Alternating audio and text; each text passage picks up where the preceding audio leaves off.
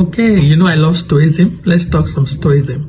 So, Stoicism is controversial. It depends on your culture and education, but it can be very informative. So, please bear with me today and let's talk about life. Life at the very basics is all about avoidance of suffering. From the moment you are born, you actually start dying. So, you're not living. From the very moment you're born, you start dying. So people shouldn't say, this man was 80 years old, because you actually died when you were born, and the death is just showing until the day death finally shows the full picture. And what we do also from the moment we are born is to avoid suffering, because we're already dying. It's just a matter of when will the death process be completed.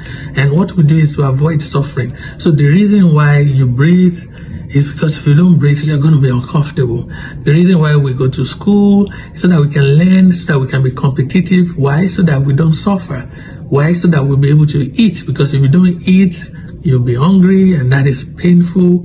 And practically everything that we do is to avoid suffering. That is the core essence of life for every organism, actually. And that's why the first instinct of every animal, including the human, is survival.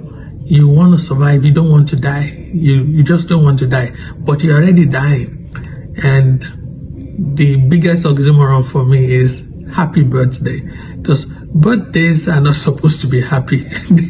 Realistically, when you say you're 10 years old, you're just saying, hey, you've lived 10 years. Now 10 years is out. You're going to die sooner now.